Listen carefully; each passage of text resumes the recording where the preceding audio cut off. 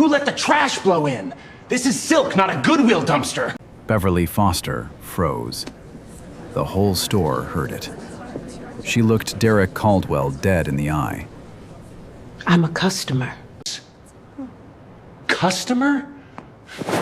I can smell the bus on you from here. Don't stink up my merchandise, old lady. I came to buy that dress. Buy? With what, your food stamps? Get your dusty hands off my counter and crawl back to whatever hole you came from. Beverly reached forward. Derek slapped her hand. Hard. Don't touch my merchandise! The crack echoed through the store. Nobody moved. Nobody spoke. That slap was the biggest mistake of Derek Caldwell's life. He just didn't know it yet. Let me take you back. 30 minutes before that slap. Beverly Foster woke up that morning with one thing on her mind. Her granddaughter-in-law's birthday was in 3 days.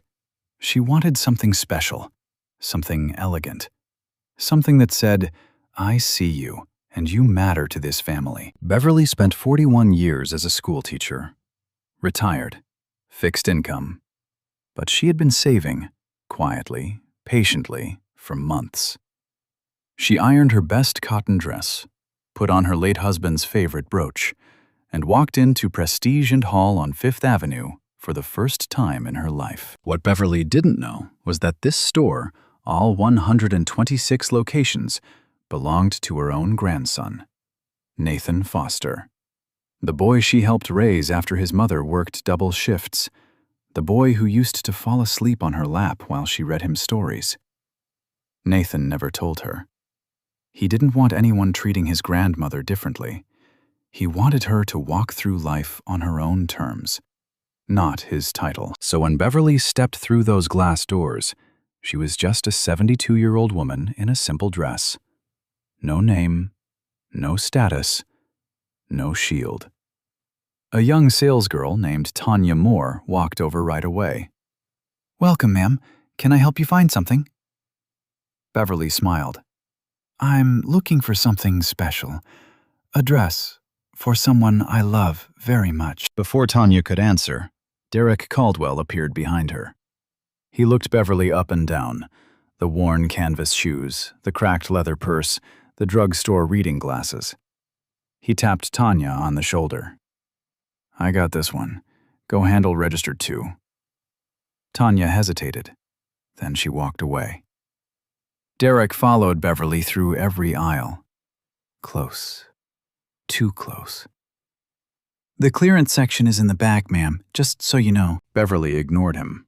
She kept walking. Then she saw it, a blue silk gown hanging near the window display. She stopped. Her eyes lit up. She pulled out her phone and called someone. "Baby, I'm in your store right now. It's beautiful in here." A voice on the other end. "Stay right there, Grandma. I'm coming." She smiled, put the phone away, and reached for the dress. That's when everything went wrong. Now, here's where it gets ugly. And I mean ugly. Derek Caldwell had been manager at Prestige & Hall for 6 years. In his mind, he owned that store. Every rack, every mirror, every square foot of marble floor. He decided who belonged and who didn't, and he had already decided about Beverly Foster the second she walked in. She didn't fit. Wrong shoes, wrong purse, wrong skin. And now she was touching the blue silk gown, the one in the window display. The $2,800 piece from the fall collection. His fall collection. His display. His dress. That's how Derek saw it. Everything in this store was his. Tier 1. The subtle cut. Derek walked up fast, not running, but the kind of walk that tells you someone's about to ruin your day. "Ma'am," his voice was flat. "That piece is part of our premium collection. It's not available for browsing." Beverly looked at him. "It's hanging on a rack, in a store. That's open." "It's a display item." There's no sign that says that. Derek smiled the way people smile when they've already decided you're beneath them. Let me be real with you. This section is for our Platinum members. Do you have a membership card? Beverly shook her head slowly. No, but I'd like to. Then I can't help you here. Derek stepped sideways, blocking her view of the dress. The general collection is on the other side, more in your range. He let that word hang. Range. Like he was drawing a line on the floor between her world and his. A young white woman walked past them and reached for a jacket on the same rack. Derek didn't blink, didn't ask for a card, didn't say a word to her.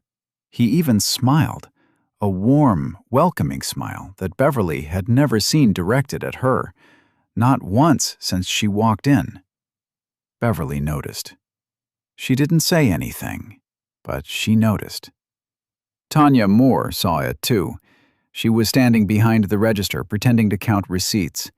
Her jaw was tight. Her hands were still. She wanted to say something. She almost did. But Derek was her boss, and she had a daughter to feed. So Tanya looked down. And Beverly was alone. Tier 2. Stripping dignity. Beverly didn't leave. She walked around Derek and headed straight for the dress. This time, she didn't just look. She lifted it off the rack, held it up against the light. The silk caught the afternoon sun coming through the window. It was perfect. This is the one, she whispered to herself. Derek was on her in seconds. I said don't touch that. He grabbed the hanger. Not the dress, the hanger, and yanked it out of Beverly's hands so hard she stumbled forward.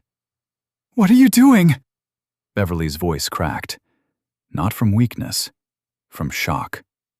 What am I doing? Derek held the dress up and made a show of inspecting it, turning it over, checking the fabric like Beverly had contaminated it. I'm checking for damage. You know how much this costs? I know exactly how much it costs. Do you? Because you don't look like someone who does. He held the dress to his nose and sniffed it, right in front of her. Great, now it smells like whatever thrift store lotion you bathed in this morning. He turned to the two women near the shoe section and shook his head, like he was sharing a private joke with them. Like Beverly was the punchline. Two women standing near the shoe section turned around. They saw everything. One of them looked uncomfortable. The other pulled out her phone, not to call anyone, just to have something to look at. Neither of them said a word. Beverly's hands were shaking now, but her back was straight. Her chin was up. 41 years of teaching children taught her one thing: never let anyone see you break. I want to speak to someone above you, she said. Derek tilted his head. You're looking at him. I'm the highest authority in this building. He said it like a king. He had no idea how wrong he was. Tier 3. The Slap. Beverly did something Derek didn't expect. She pulled out her wallet. She opened it slowly. Inside were 6 crisp $100 bills. She had been saving them for 4 months, skipping lunches, cutting her own hair, putting away $30 here, $50 there. Every single bill earned, every single bill clean. She placed the wallet on the counter. Ring it up. Derek stared at the money.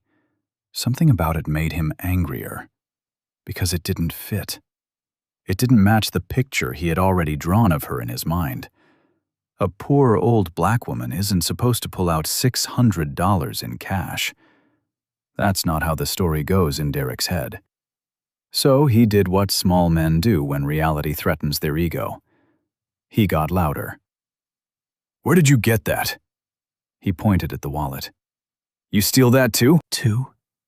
Beverly's voice was barely a whisper now. I haven't stolen anything. Sure you haven't. Derek grabbed the wallet off the counter and held it up. Greg, get over here. We might need to check this lady's bag. Greg Sullivan, The security guard walked over slowly. He was a big man, shaved head, soft eyes. He looked at Beverly, then at Derek. Something about this didn't feel right to him. "Sir, she hasn't." "Did I ask you for a report?" Derek cut him off. "Just stand there and look useful." Greg went quiet. He stood next to Beverly, close enough to help, too scared to try. Beverly reached for her wallet. "Give that back. That's my money." "Your money?" Derek leaned in close, so close she could smell the coffee on his breath. "Prove it." Beverly grabbed the edge of her wallet. Derek pulled it back. She held on. And that's when Derek Caldwell did the one thing that changed everything. He raised his open hand and slapped Beverly Foster across the face. Not a push, not a shove, a slap. Open palm, full contact. The sound bounced off the marble walls like a firecracker. Beverly's reading glasses flew off her face and skidded across the floor. She stumbled backward into a display rack. 3 hangers crashed to the ground. The store went dead silent. A woman near the entrance gasped. A man by the window put his hand over his mouth. Tanya Moore dropped the receipts she was holding. Beverly didn't fall. She caught herself on the edge of the rack. Her left cheek was red. Her eyes were wet. But she did not cry. She straightened her dress. She stood up tall, and she looked Derek Caldwell right in the face. She didn't say a word. She didn't have to. That look said everything. Derek felt it. For half a second, just half, something flickered behind his eyes. Not guilt, not shame. Something closer to fear. The kind of fear you feel when you've crossed a line and your body knows it before your brain does. But he buried it, fast, the way men like Derek always do. One person in the store didn't freeze. Claire Dawson, a blonde woman in her 30s standing near the fitting rooms, quietly pulled out her phone and hit record. She didn't announce it. She didn't confront Derek. She just held her phone steady and let it see everything. As Beverly steadied herself on the rack, her sleeve rolled up. On her left wrist was a thin gold bracelet, engraved with 2 letters, P and H, Prestige and Hall. Claire's camera caught it. Nobody else noticed. Not yet. Derek didn't panic. That's the scariest part. He didn't look at his hands. He didn't step back. He didn't think, "What did I just do?" No. Derek Caldwell looked around the store, straightened his tie, and started covering his tracks. "Greg." His voice was calm, almost bored. "Escort this woman to the back office. She just assaulted me." Greg blinked. "She... what?" "You saw it. She grabbed me. She was trying to steal that dress, and when I stopped her, she got physical." Derek pointed at Beverly like she was evidence. "That's assault. I want it documented." Beverly was still standing by the rack. Her cheek was swelling. Her glasses were still on the floor 6 feet away. Everything was blurry. "I didn't touch you," she said quietly. "Save it for the police." Derek turned to Tanya. "Write it up. Internal incident report. Customer attempted theft, became aggressive, had to be physically restrained." Tanya stared at him. Her pen was in her hand, but her fingers wouldn't move. "Write it up." Derek's voice dropped low. "Just for her. Or you can join her on the way out. Your choice." Tanya looked at Beverly, then at Derek, then at the floor. She started writing. Beverly was escorted, not dragged, not pushed, but walked to a small office in the back of the store.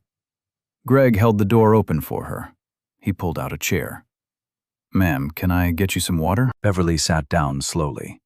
Her hands were folded in her lap. Her back was still straight. But her eyes looked different now, like someone had dimmed the light behind them. Water would be nice, she said. Greg brought her a paper cup. He set it on the desk gently. Then he stood by the door, not blocking it, but not leaving either. He wanted to say something. He opened his mouth once, closed it, opened it again. Nothing came out, so he just stood there. A big man with soft eyes and a useless conscience. Beverly sat in that office alone with her thoughts. The room was small, no windows, just a desk, 2 chairs, and a filing cabinet shoved against the wall. It smelled like old coffee and printer ink, the kind of room where nobody stays longer than 10 minutes. But Beverly wasn't leaving anytime soon, and she knew it. She looked down at her hands. The same hands that had held chalk for 41 years. The same hands that had braided her granddaughter's hair. The same hands that had signed Nathan's first permission slip for a school field trip. Now they were shaking. And there was a red mark across her right knuckle, where Derek had slapped them on the counter. She closed her fists. Slowly, not in anger, just to stop the shaking. Out on the floor, Derek was performing. That's the only word for it. He buttoned his jacket. He smiled at the remaining customers. He clapped his hands once, like the whole thing was a minor inconvenience. Sorry about that, folks. We've had some issues with people coming in off the street. It's handled now. One of the customers, a man in a gray blazer, looked toward the back office. Is she okay? She's fine. Security's with her. We're just waiting for the police to sort it out. The man nodded. He didn't ask again. He went back to browsing ties. Another customer, a woman with a stroller near the entrance, glanced toward the hallway. She had seen the slap. She had heard the sound. But Derek was smiling now. The store was quiet again, and it was easier to believe the man in charge than the woman in the back room. So she left, pushed the stroller through the front door without looking back. That's how fast it happens. One sentence from the person in charge, one calm explanation, and suddenly the victim becomes the problem. Nobody questioned Derek. Nobody asked Beverly for her side. Nobody said, "Wait, I saw what really happened." Because Derek had the title, the name tag, the keys, and Beverly had nothing. Nothing except a phone in her pocket that she was now trying to use. In the back office, Beverly pulled out her phone. Her hands were trembling so hard she misdialed twice. She pressed the number again. It rang, and rang, and rang. No answer. She tried again. Voicemail. A third time. Voicemail again. Beverly lowered the phone to her lap. She stared at the wall. There was a framed poster across from her, a Prestige and Hall advertisement. A beautiful black model in a silk gown, smiling wide. The tagline underneath read, "Elegance has no boundaries." Beverly read it 3 times. Then she closed her eyes. The irony didn't need words. Back on the floor, Derek was building his case. He pulled Tanya's report off the counter and read it. Needs more detail. Write that she reached into the display without permission. Write that she raised her voice. Write that I asked her to leave 3 times before the altercation. But that's not what... Tanya. Derek put both hands on the counter and leaned in. I've been here 6 years. You've been here 9 months. Who do you think they're going to believe? Tanya swallowed. She rewrote the report. Derek made copies. 1 for the file, 1 for the police. He pulled up the security camera system on the office computer and started reviewing footage. Perfect, he muttered. Camera 3 has a blind spot right where it happened. He leaned back in his chair. No clear angle on the contact. He was right. The camera showed Beverly reaching forward. It showed Derek stepping in. But the slap itself, the actual impact, was blocked by a pillar. Derek smiled. In his mind, it was already over. Word against word. Manager against nobody. Clean uniform against old cotton dress. He picked up the store phone and dialed 911. Yes, I'd like to report an incident at Prestige and Hall, Fifth Avenue location. We had a customer become aggressive, attempted theft, had to be restrained. She's being held in the back office now. Can you send someone?" He hung up, straightened his tie again, walked over to the water cooler and poured himself a cup. He was so calm, so sure. In the back office, Beverly's phone lit up. One notification, a text message. "Grandma, I'm 10 minutes away. Stay there." The sender's name was hidden by the angle. Greg glanced at the phone but couldn't see it clearly. Beverly read the message, took a slow breath, and put the phone face down on the desk. For the first time since the slap, something shifted in her face. It wasn't anger. It wasn't relief. It was something quieter. It was patience. The kind of patience that comes from knowing, truly knowing, that the storm is almost over. Not because it will fade, but because something bigger is coming. Beverly took a sip of water, set the cup down, folded her hands again, and waited. Out front, Derek was joking with a customer about golf. The police were on their way. The report was written. The cameras were useless. Every door was closed. He had locked Beverly Foster in a box with no witnesses, no evidence, and no allies. Or so he thought. Because right then, at that exact moment, a silver car pulled into the parking lot. A man in a gray suit stepped out. He didn't rush. He fixed his cuffs.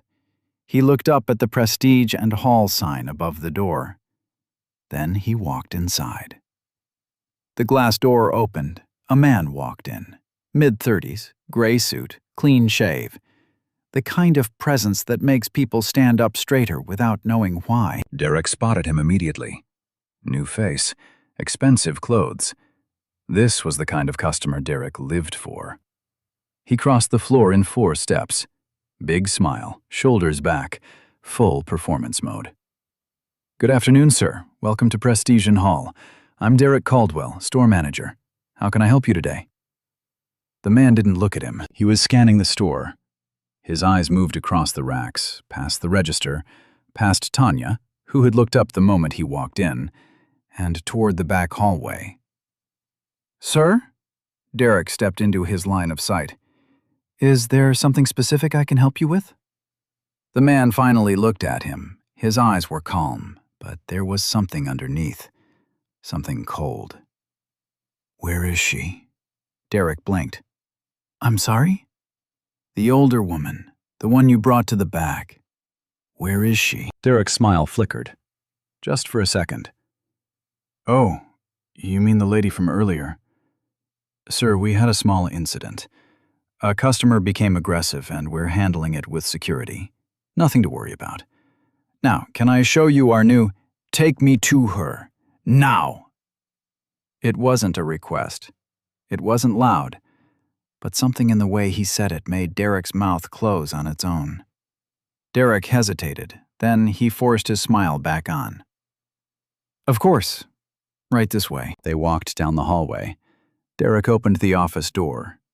Beverly was sitting exactly where she'd been for the past 20 minutes, hands folded, back straight, water cup half empty. Greg was still standing by the door. He looked up when they entered. The man in the gray suit stopped in the doorway. For a moment, he didn't move. He just looked at Beverly. Her left cheek was swollen. Her glasses were gone. A small red mark ran along the edge of her cheekbone where Derek's palm had landed. The man's jaw tightened. His hands clenched at his sides. 1 breath. 2 breaths. Then he walked to her. Slowly. He knelt down beside the chair, right there on the office floor in his $2,000 suit, and picked up her hands. "Grandma." 1 word. That's all it took. Beverly looked at him, and for the first time since the slap, her eyes filled with tears. Not from pain, not from humiliation, from relief. "Baby," she whispered.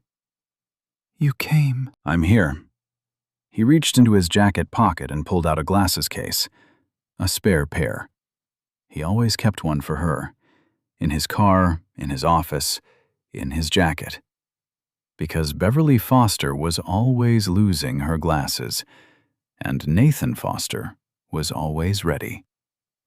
He unfolded them gently and placed them on her face. Beverly blinked. The room came back into focus. She touched his cheek.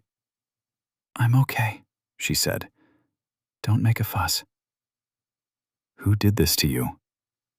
Beverly didn't answer. She didn't have to. The man stood up, turned around, and looked at Derek Caldwell. Derek's brain was still trying to catch up. The word grandma was bouncing around inside his skull, but it hadn't landed yet. He was smiling, that nervous, automatic smile of someone who knows something is wrong but doesn't know what. "Sir, I'm not sure what she told you, but I can explain. My name is Nathan Foster." The smile didn't fade. Not yet. Derek nodded. "Nice to meet you, Mr. Foster. Like I said, this was a minor—" "I'm the CEO of Prestige and Hall." Now the smile died. It didn't fade. It collapsed. Every muscle in Derek Caldwell's face went slack at the same time. His lips parted. His eyes widened. The color drained out of his cheeks like someone had pulled a plug. "You... what?" "I own this store."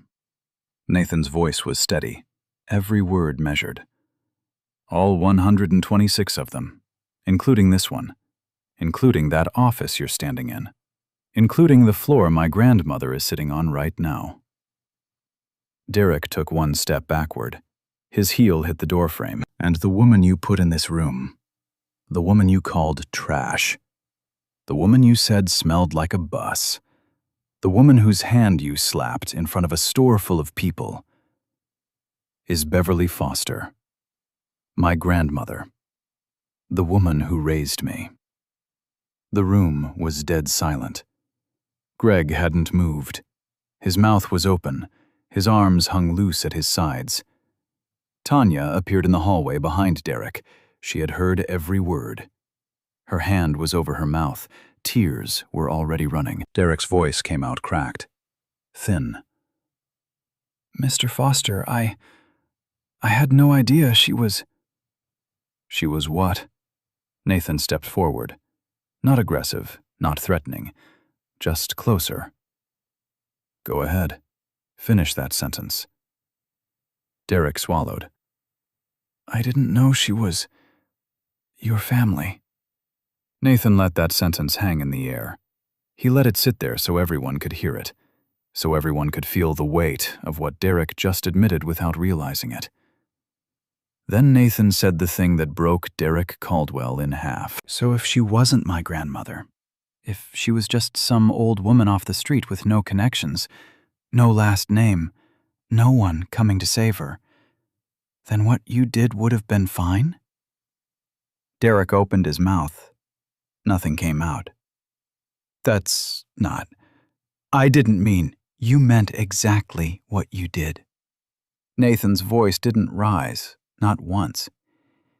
"You looked at her and decided she was nothing. You didn't check. You didn't ask. You just looked at her skin, her shoes, her purse, and you decided." Derek's back was against the wall now. Literally. His shoulder blades pressed against the doorframe. His eyes were darting, to Greg, to Tanya, to the floor, anywhere except Nathan's face. "Sir, please, I've worked here for 6 years. I've never had a complaint." "You've never had a complaint because the people you do this to don't have a grandson who owns the building." That line landed like a hammer. Greg looked at the floor. Tanya closed her eyes.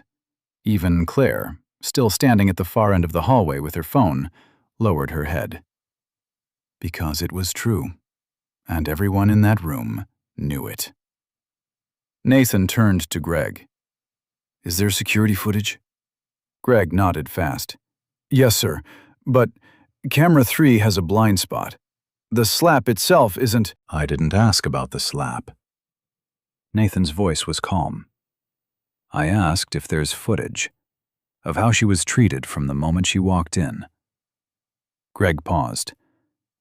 Yes, all of it. Cameras 1 and 2 cover the floor. Good. Pull everything from today. Every minute. Don't delete anything. Yes, sir. Nathan looked at Tanya. Did he make you write a false report? Tanya's chin was trembling. She looked at Derek, then back at Nathan. The tears were coming faster now. Yes, she whispered. He told me to write that she was aggressive, that she tried to steal. None of it was true. I know. Nathan's voice softened, just a little. Where's the report now? On the front counter. He made copies. Bring me all of them. Tanya nodded and disappeared down the hall. Nathan turned back to Derek one more time. Derek was barely standing. His face was gray. His hands were shaking. 6 years of authority, 6 years of deciding who mattered and who didn't, had just crumbled in 90 seconds. Mr. Foster. His voice was a whisper now. Please. I have a family. I have... So does she. Nathan pointed at Beverly without looking away from Derek. She has a family. She has a name. She has 41 years of teaching other people's children. She has more dignity in her little finger than you've shown in this entire store today.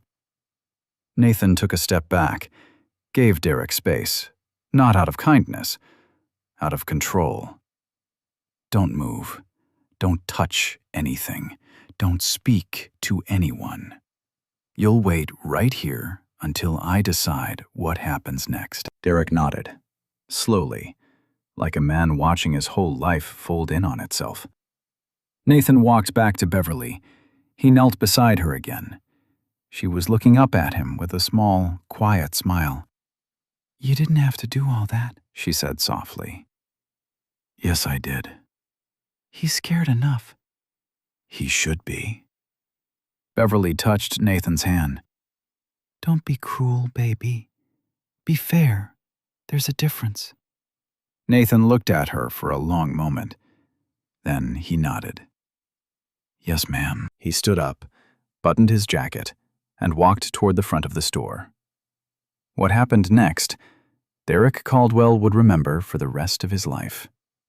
Nathan walked out of that back office and onto the showroom floor like a man who had already made every decision he needed to make. He didn't rush. He didn't raise his voice. He moved with the kind of calm that only comes from absolute authority, the kind you don't have to announce. Everyone, he said, not shouting, just loud enough. If you work in this store, I need you on the floor right now. Tanya came from behind the register. Greg stepped out of the hallway. 2 other staff members, a stock boy named Ellis and a part-time cashier named Dawn, appeared from the back. Derek followed last. His tie was loose. His face was the color of old paper. 5 employees, 4 customers still in the store, and Claire Dawson, phone still recording from her spot near the fitting rooms. Nathan stood in the center of the floor, right under the chandelier, right beneath the banner that read, "Elegance has no boundaries."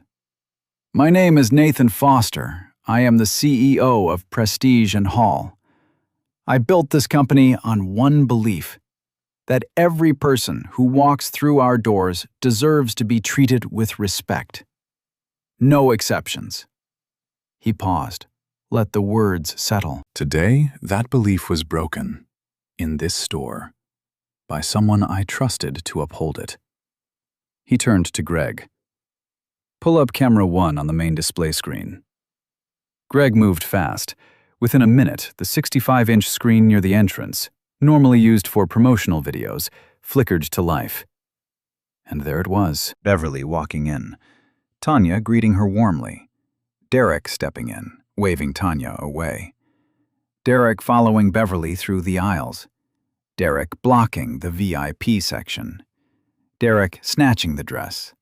Derek sniffing the fabric. Derek grabbing Beverly's wallet. Derek leaning into her face. And then, from a wider angle on camera 1, Derek's arm swinging, Beverly stumbling, the glasses flying. The blind spot on camera 3 didn't matter. Camera 1 caught enough.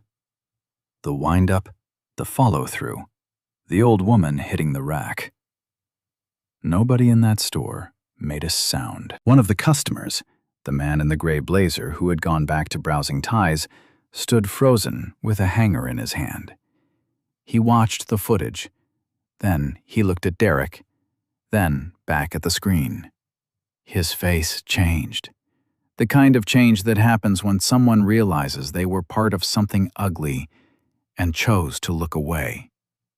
He set the hanger down. He didn't pick it back up. Nathan let the footage play to the end. Then he turned it off. Derek Caldwell. Derek flinched at his own name. Step forward. Derek took 2 steps. His legs looked like they might give out. Nathan didn't yell. He didn't need to. Every word came out clean and sharp, like a scalpel. You are terminated. Effective immediately. Your badge, your keys, your access, all of it ends right now. Derek's lips moved. No sound came out. You are permanently banned from every Prestige and Hall location in the country. All 126 of them. If you step foot inside any of our stores again, you will be removed and charged with trespassing. Derek's hand went to his name tag. His fingers were shaking so badly he couldn't unclip it. The full security footage from today will be handed over to the police. You slapped a 72-year-old woman in the face. That's assault. That's a criminal matter, and this company will cooperate fully with the investigation. Derek finally got the name tag off. He held it in his palm and stared at it.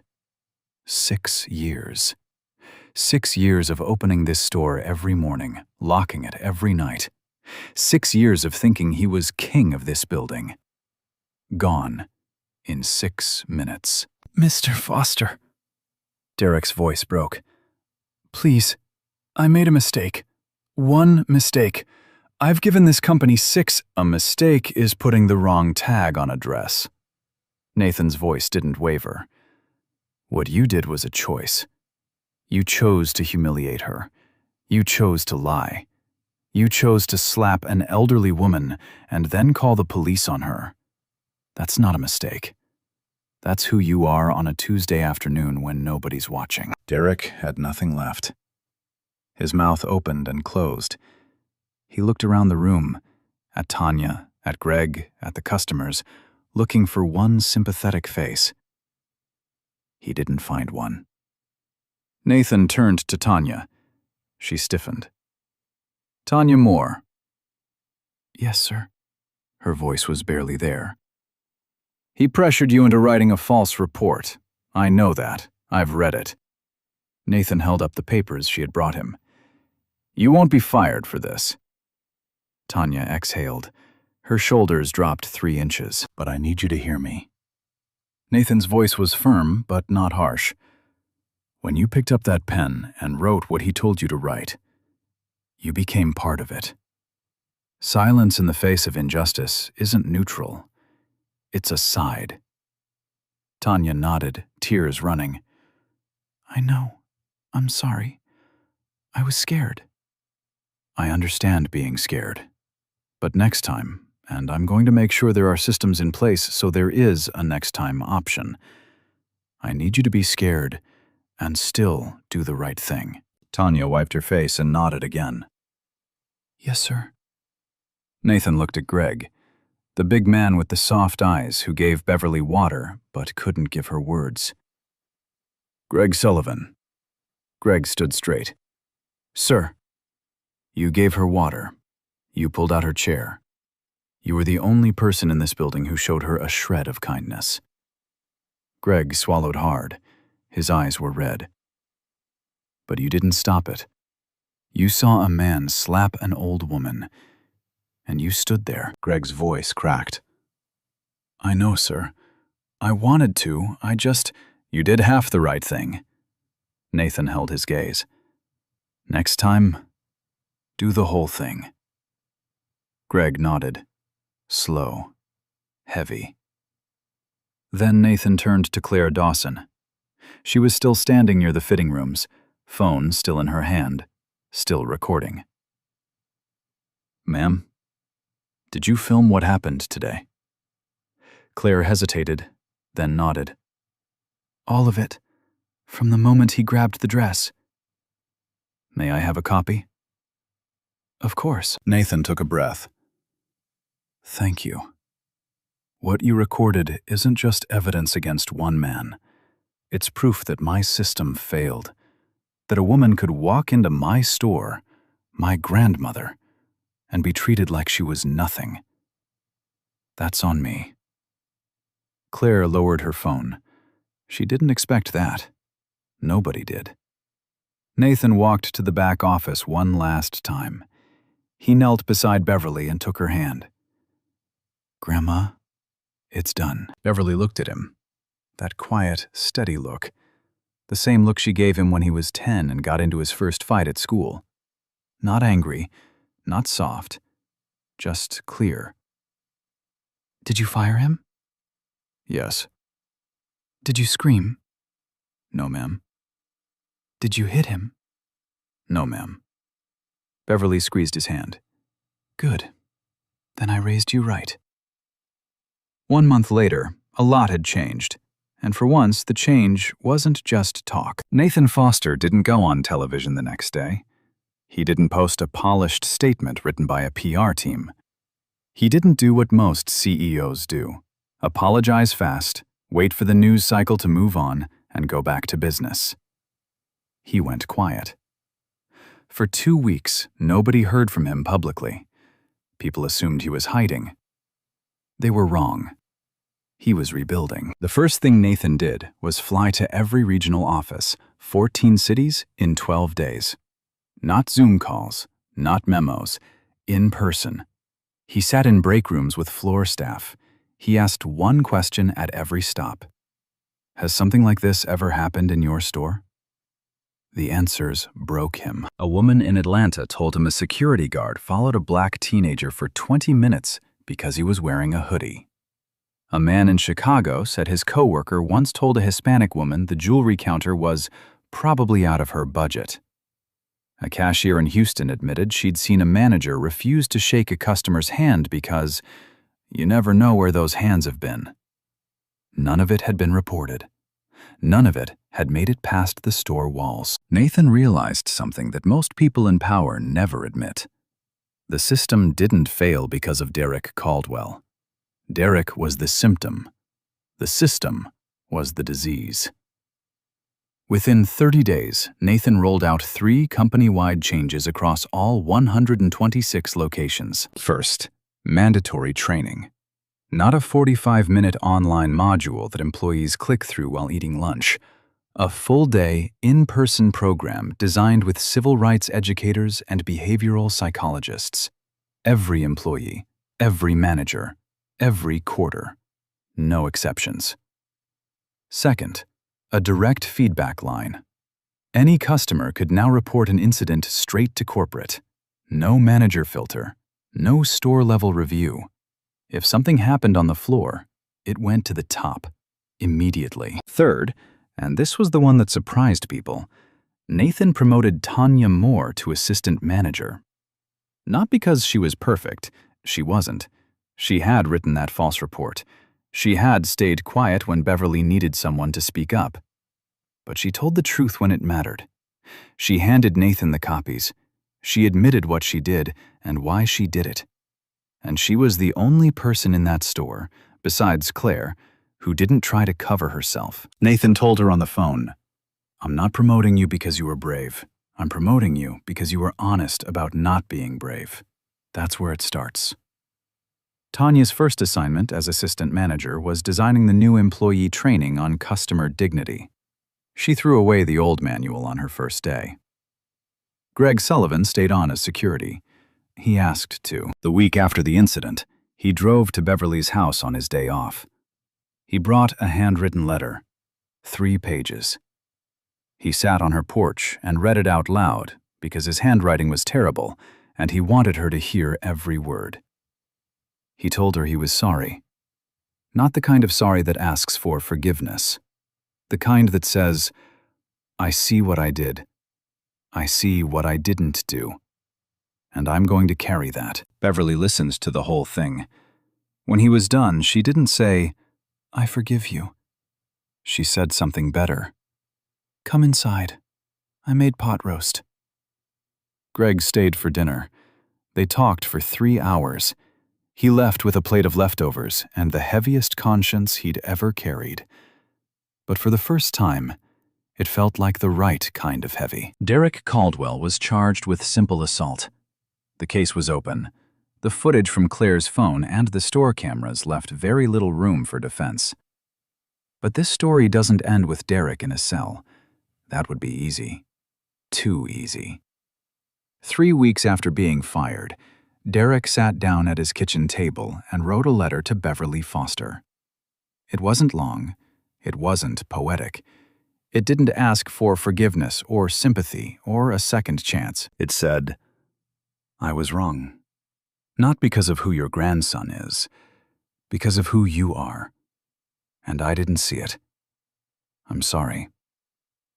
Beverly received the letter on a Saturday morning. She read it once, folded it, put it in her kitchen drawer. She didn't write back, but she didn't throw it away. Some doors don't close all the way, and maybe that's the point. 2 months after the incident, Beverly Foster walked back into Prestige and Hall on Fifth Avenue. Same cotton dress, same brooch, same canvas shoes. She walked in the way she always walked in, like a woman who had earned every step she'd ever taken. Tanya was at the front. The moment she saw Beverly, she came around the counter. Mrs. Foster, welcome back. Beverly smiled. I'm here for that blue dress. Is it still available? It's been waiting for you. Tanya brought it out herself, wrapped it in tissue paper, put it in the nicest bag they had. No membership card, no questions. Beverly paid with the same $600 bills she had been saving. The same ones Derek had questioned. The same money that was never dirty, never stolen, never wrong. As she walked toward the door, every employee on the floor stood up, not because Nathan told them to, not because there was a memo, because they wanted to. Beverly stopped at the door. She turned around and looked at them. I don't need special treatment, she said. I never did. I just needed to be treated like a human being. She walked out into the afternoon sun, blue dress in hand, head high, back straight. The same way she walked in. 1 week later, Nathan Foster held a press conference. No teleprompter, no script. Just him, a microphone, and one sentence that made every headline in the country. My grandmother taught me that dignity doesn't have a price tag. It took me building a company to understand what she meant, and it took almost losing her in one of my own stores to feel it. He announced the new policies publicly. Training, direct reporting, zero tolerance. Not as a PR move, as a promise. A reporter asked him, why go this far over one incident? Nathan didn't blink. Because if it happened to her, it's happened to 1,000 women who don't have a grandson with his name on the building, and those women deserve the same justice. Another reporter raised her hand. Some people are saying this is just damage control, that you're protecting your brand, not your grandmother. Nathan leaned into the microphone. My grandmother doesn't need protecting. She raised 3 children on a teacher's salary. She buried a husband and didn't miss a day of work. She walked into a store where a man half her age slapped her across the face. And she didn't fall. She didn't scream. She stood up straight and looked him in the eye. He paused. That woman doesn't need me to protect her. She needs me to make sure no one else has to be that strong just to buy a dress. The room went quiet. No follow-up questions, no gotcha angles, just silence. Because there was nothing left to argue with. That night, the clip went viral. Not the press conference, Claire Dawson's video. She posted it with one line. "This happened in front of me. I should have done more than record." Within 48 hours, it had been viewed 11 million times. The comments section became a war zone and a support group at the same time. Thousands of people shared their own stories. Moments in stores, in restaurants, in waiting rooms, where someone looked at them and decided they didn't belong. A woman in Detroit wrote, "This happened to my mother at a jewelry store in 2019. Nobody filmed it. Nobody came. She never went back." A man in Philadelphia wrote, "I'm a black doctor. I was followed around a car dealership last month in my scrubs. They thought I was there to clean." A teenage girl in Atlanta wrote, "I'm 16. A security guard asked me to open my backpack at a bookstore. I was the only black person in the store. I haven't gone back." Story after story after story. Different cities, different stores. Same feeling. Beverly Foster wasn't one woman. She was every woman, every man, every teenager who ever stood in a place they had every right to be and was told they didn't belong. 3 months later, something small happened that nobody reported. No cameras, no headlines, no viral clips. Beverly Foster was sitting on her front porch on a Sunday morning, coffee in one hand, newspaper in the other. The blue silk dress was hanging in her closet. Her granddaughter-in-law had cried when she opened it. The mailman walked up. "Morning, Mrs. Foster." "Morning, baby." He handed her the mail. Bills, coupons, a furniture catalog, and one envelope with no return address. She opened it. Inside was a single photograph. A classroom. 30 kids, all different colors, all different sizes, sitting in rows. Standing in front of them was a man in a collared shirt. He wasn't smiling, but he was there. On the back of the photo, in handwriting that was barely legible, "I got a job at a community center, teaching kids about respect. I think about what I did to you every single day. I'm not asking you to forgive me. I'm just trying to become someone worth forgiving." No name, no signature, but Beverly knew. She looked at the photo for a long time. Then she did something she hadn't done with his first letter. She put it on the refrigerator, right next to the picture of Nathan at his college graduation. Right next to the drawing her great-niece made of a sunflower. Right in the center of everything that mattered. Not because she forgave him. Maybe she did. Maybe she didn't. That wasn't the point. The point was, he was trying. And trying deserved a place on the wall. Beverly took a sip of her coffee, looked out at the street. A neighbor's kid rode by on a bicycle and waved. She waved back. Then she picked up her phone and called Nathan. "Baby?" "Yes, Grandma?" "Come over for dinner tonight. I'm making pot roast." "Yes, ma'am." She hung up, leaned back in her chair, and smiled. Not because the world was fixed, not because justice was perfect, not because one press conference or one training program or one viral video could undo generations of people being told they don't belong, but because today, right now, the sun was warm, the coffee was good, and a 72-year-old woman in a simple cotton dress was sitting on her own porch, in her own chair, on her own terms. And nobody could take that from her. 6 minutes the power, 6 minutes to do it all. Derek Caldwell worked in thinking he was a king. He walked out with nothing, all because he slapped the wrong grandmother.